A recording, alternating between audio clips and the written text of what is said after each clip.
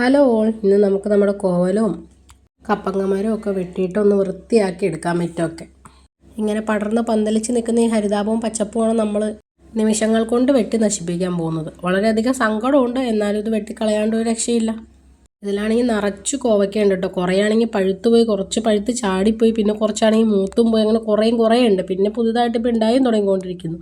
കോവലത്തിൻ്റെ കാര്യം അറിയാമല്ലോ, പിടിച്ചു തുടങ്ങിയാൽ പിന്നെ ഫുള്ളായിട്ട് പിടിക്കും. പക്ഷേ ഇപ്പോൾ ഇത് കളയാനുള്ള മൂല കാരണം ഈ ലേഡിയാണ്. ഒരു കണക്കിന് ആലോചിച്ചാൽ കളയുന്നതാണ് നല്ലത്. കാരണം ഇതൊക്കെ കറണ്ട് കമ്പിയിലേക്ക് പടർന്ന് കയറിയേക്കാണ്. പിന്നെ കപ്പളാണെങ്കിൽ എപ്പോഴും ഒടിഞ്ഞു കാണാനായിട്ട് നിൽക്കണം. അങ്ങനെ കുറേ പ്രശ്നങ്ങൾ. അതാണെങ്കിൽ തുമ്പൊക്കെ മൊത്തം വാടിയിരിക്കുകയാണ്. പക്ഷെ കുറേ ഉണ്ടായിരുന്നു കേട്ടോ കോവയ്ക്ക. ആര്യവേപ്പും റംബൂട്ടാനും കോവലവും കപ്പളമൊക്കെ കൂടിയിട്ടാണ് ഇവിടെ നിന്നുകൊണ്ടിരുന്നത്. കോവലത്തിൻ്റെ വള്ളിയൊക്കെ വെട്ടി വന്നപ്പോഴാണ് ഈ ഒരു കിളിക്കൂട് കാണുന്നത്. അയ്യോടാ, ഒരു സാധു കുടുംബമാണല്ലോ നമ്മളെല്ലാവരും ചേർത്ത് അനാഥമാക്കിയെന്ന് ഓർത്ത് നോക്കിക്കഴിഞ്ഞപ്പോൾ കുടുംബം വാടകയ്ക്ക് എങ്ങാണ്ട് താമസിച്ചാന്ന് തോന്നുന്നു.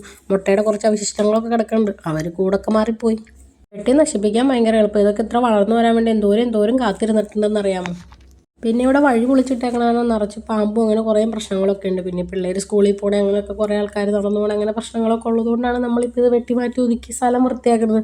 ഒരു കണക്കിന് ആലോചിച്ച് ശരിയാണ്. ഈ ഒരു സൈഡ് ഫുള്ള് വൃത്തിയാക്കി ഇട്ടാൽ നല്ല വൃത്തിയും ഭംഗിയുമായിട്ട് ഇരിക്കുമല്ലോ എന്ന് കരുതി. സങ്കടം നിറച്ചുണ്ട്, എങ്കിലും പറഞ്ഞിട്ട് കാര്യമില്ല. ഇനി ഒന്നും കൂടെ മുളയ്ക്കട്ടേന്ന്. ഇതിലും വലിയ സംഭവങ്ങളൊക്കെ പോകും പിന്നെയല്ല ഇത്. അങ്ങനെ അവസാനം ഉണ്ടായിരുന്ന വള്ളികൾ മൊത്തം വലിച്ചു. ഇത്രയും കോവയ്ക്ക കിട്ടി. എനിക്ക് തോന്നുന്നു ഒരു 3-3.5-4 കിലോ ഒക്കെ അടുത്ത് കിട്ടിയിട്ടുണ്ടാവണം. കുറച്ച് ഞങ്ങൾ തോരൻ വെക്കാൻ വേണ്ടിയിട്ട് എടുത്ത്, കുറച്ച് അമ്മയുടെ ഫ്രണ്ട്സിനൊക്കെ കൊടുത്തു കേട്ടോ. അമ്മയാണെങ്കിൽ അവിടെ നമ്മൾ വലിച്ചിട്ടായിരുന്ന കാടും പള്ളയൊക്കെ എടുത്ത് മാറ്റി വൃത്തിയാക്കി അടിച്ചു വാരി വൃത്തിയാക്കിക്കൊണ്ടിരിക്കുന്നതാണ് കാണുന്നത്. നമ്മുടെ വീടിൻ്റെ മുൻവശം എപ്പോഴും വൃത്തിയായിട്ട് ഇരിക്കണതാണല്ലോ ഭംഗി. അത് തന്നെയാണ് കുറച്ചും കൂടി നല്ലതും. 2 കപ്പളമരവും, ഒരു ചാമ്പയും, 2 റംബൂട്ടാനും, ഒരു ആര്യവേപ്പും, പിന്നെ നമ്മുടെ ബുഷ് ഓറഞ്ചും, അങ്ങനെ അല്ലറ ചില്ലറ സാധനങ്ങളും കൂടി ഒരുമിച്ചാണ് അവിടെ ജീവിച്ചുകൊണ്ടിരുന്നത്.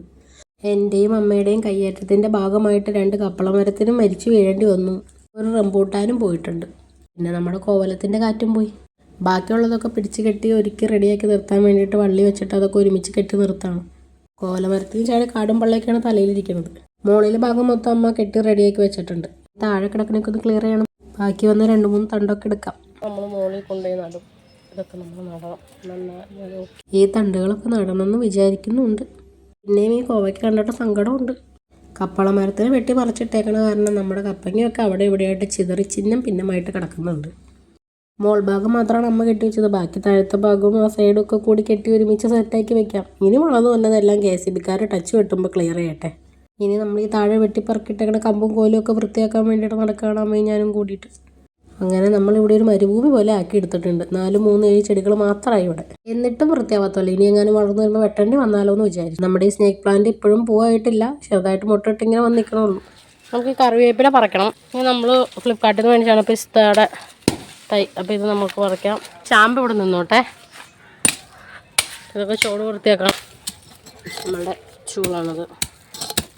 നമുക്കിത് ഇളക്കാം. അമ്മേ, ഇതൊരുപാട് ആഴത്തിലേക്ക് അരിഞ്ഞിട്ടുണ്ട്.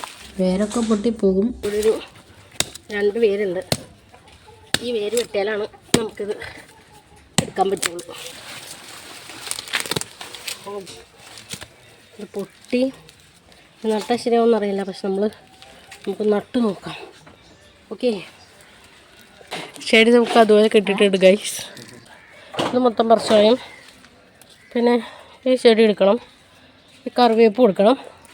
ബാക്കിയൊക്കെ ഇവിടെ നിന്നോട്ടെ ഗൈസ്. നമുക്ക് വേര് പൊട്ടാണ്ട് എടുക്കണം.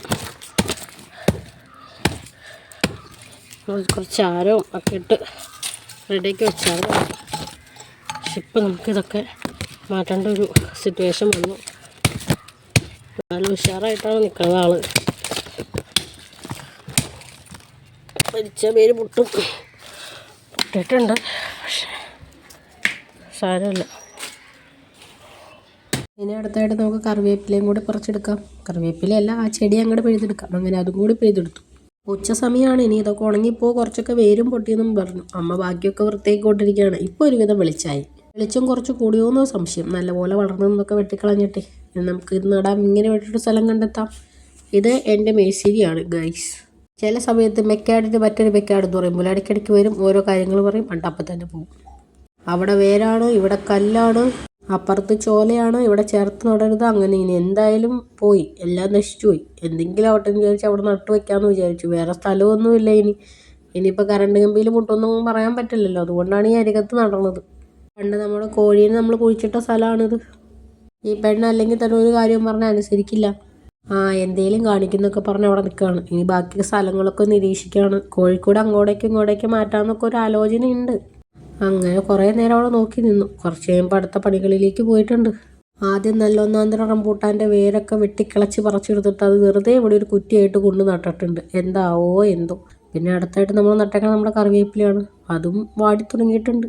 പിന്നെ നട്ടത് നമ്മുടെ ബുഷ് ഓറഞ്ചാണ്. അത് അതേപോലെ തന്നെ കിട്ടിയതുകൊണ്ട് വലിയ കുഴപ്പമില്ലാണ്ട് നിൽക്കുന്നുണ്ട്. ഇനി ഇതൊക്കെ കരിഞ്ഞോ അതോ പിടിക്കുമോ എന്ന് എനിക്ക് കണ്ടറിയണം. അപ്പം അത്രേ ഉള്ളൂ. ബൈ.